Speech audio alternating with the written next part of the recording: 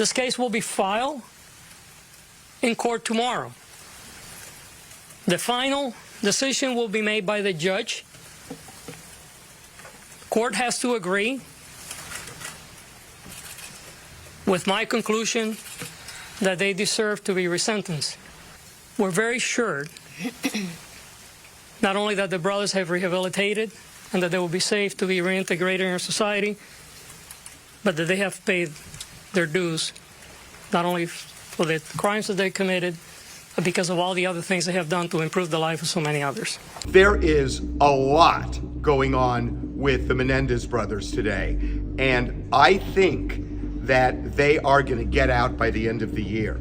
The second huge thing is that the DA, George Gascon, just said that he strongly supports clemency for Erik and Lyle Menendez. Now, it is the governor of California, Gavin Newsom, who would grant clemency. Well, Gavin Newsom had a podcast over the weekend in which he said he acknowledged there was, as he put it, strong evidence that has come out, compelling evidence that would suggest the brothers might be free or should be free.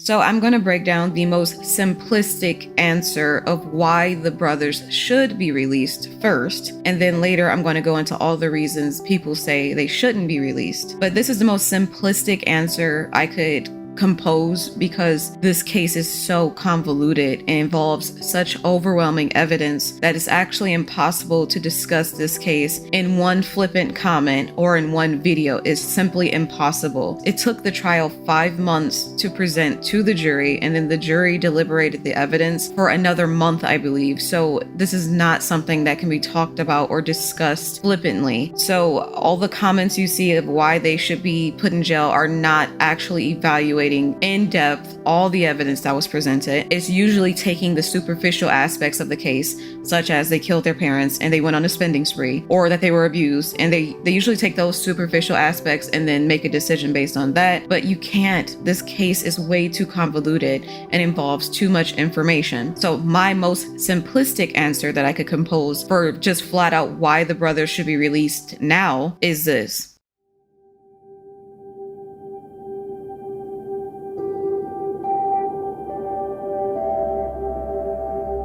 In the first trial in 1993, Lyle and Erik Menendez were able to prove abuse, which therefore presented extenuating circumstances to the killings. Parricide is a rare crime, and double parricide, in which both parents are killed, and then in which 2 children commit the parricide, is extremely rare, to the point that it almost never happens. So that makes this case exceptional for many reasons, but the main reason being the extreme rarity of this particular case points almost exclusively to severe family dysfunction, which encompasses a myriad of different things that could have been affecting the children apart from abuse. But it also points to, as in most parricide cases, severe and prolonged abuse. I'll explain this more a little later, but for the sake of brevity, I'm going to stop there. Since the abuse was overwhelmingly proven in the first trial, it led to a hung jury. Imperfect self-defense was argued by the defense, which means an unreasonable but genuine fear for your life led you to kill. You often see this legal concept used in cases of battered women who suffer from the psychological phenomenon of learned helplessness, which makes them believe they cannot escape their abusers or seek help from law enforcement, because at most they would get a restraining order, which would only piss their abusers off more and historically does not tend to help abuse victims. The number of women who are killed by their domestic partners after getting restraining orders or killed by their domestic partners when they were in the process of simply leaving them is terrifying. So battered people sometimes kill their abusers, sometimes when they're not in imminent danger, thereby defending themselves in imperfect self-defense. This is what the brothers proved they did in the first trial, which led to 2 hung juries. That's significant. 2 separate juries were hung on the decision of whether or not to convict them of first-degree murder or manslaughter, and more people voted for manslaughter in both juries. However, The judge in that trial, I believe his name was Stanley Weisberg, exhibited very blatant bias against the defense, which was notated by the defense throughout the trial based on a lot of his decisions, and was also notated by a juror named Hazel Thornton,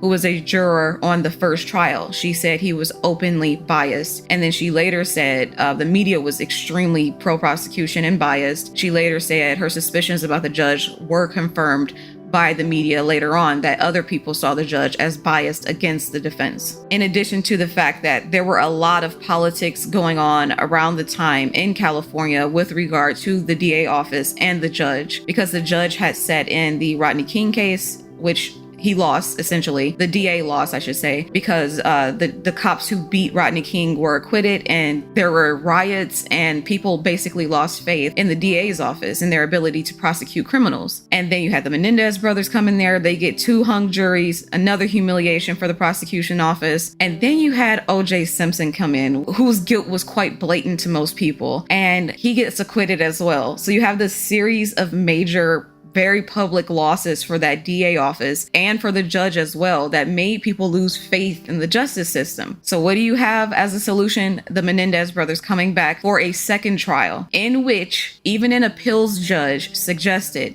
that there seemed to be collusion between the judge and the DA's office to convict the brothers at all costs. And to accomplish this, in the second trial, the judge who had allowed the abuse testimony and evidence into the first trial, which subsequently led to a hung jury, he deemed all of this evidence suddenly inadmissible in the second trial and would not allow these very clearly battered brothers to present the defense of imperfect self-defense to thereby get manslaughter. So he essentially rigged the second trial, where the jurors were left with the only option of convicting the brothers of first-degree murder or no crime at all.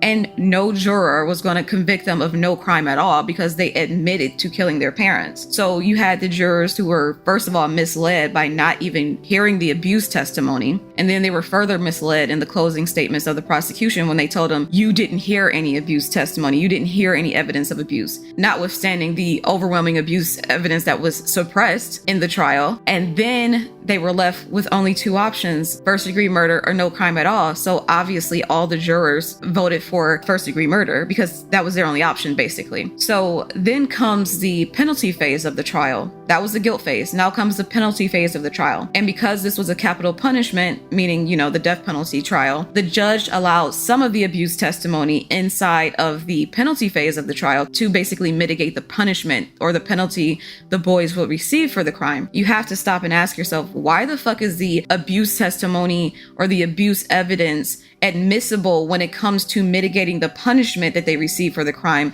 but not admissible when it comes to explaining why the crime occurred in the first place, which is critical when you're dealing with a battered person. And it's also especially critical when you're dealing with parricide, because parricide statistics support the idea that it only takes place in cases of severe family dysfunction and extreme prolonged abuse by the parents against the children. This is what is fundamentally wrong with the second trial. The judge was biased. He made self-serving decisions based on the politics at the time. And it was also a lot of extreme gender bias going on against the guys because they were men claiming to have been sexually abused. The people's position, first of all, that men cannot be raped since they lack the necessary equipment to actually be raped.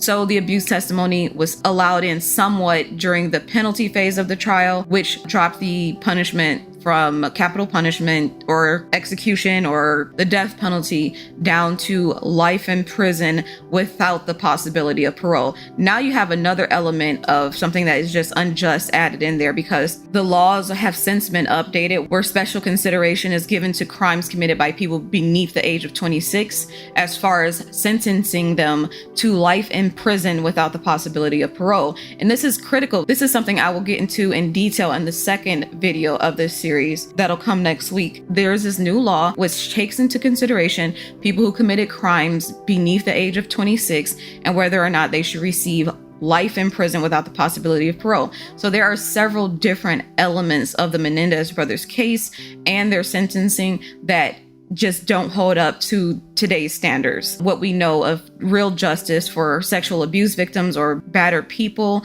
as well as how we treat young people who commit crimes and make horrible mistakes. Another critical aspect of this case and why the boys should be released and how the second trial was unjust is that after the penalty phase of the trial, when the jurors heard the testimony of abuse, and they didn't even hear all of it that was presented in the first trial, they only heard some of it. Once they heard the abuse testimony, several jurors told the reporter Robert Rand, who had been covering this story from day one, even before the boys were arrested, they told Robert Rand, had they heard the abuse testimony that they heard during the penalty phase, during the guilt phase, they would have never voted for murder. That matters. It means the jury were misled, especially when you consider the fact that the same evidence was deemed admissible in the penalty phase, and it was also deemed admissible in the first trial. Why the fuck wasn't it deemed admissible during the guilt phase of the second trial? This was a rigged trial with a biased judge colluding with the DA's office to convict these two abuse victims for political reasons. That has been proven overwhelmingly. And for that reason alone, this injustice needs to be corrected. These are two abuse victims who the system battered for political purposes. That wrong needs to be righted. And I would not be surprised that if after the boys got out, they sued the state for what they put them through and for their failure to protect them when they were children being abused by their monstrous parents.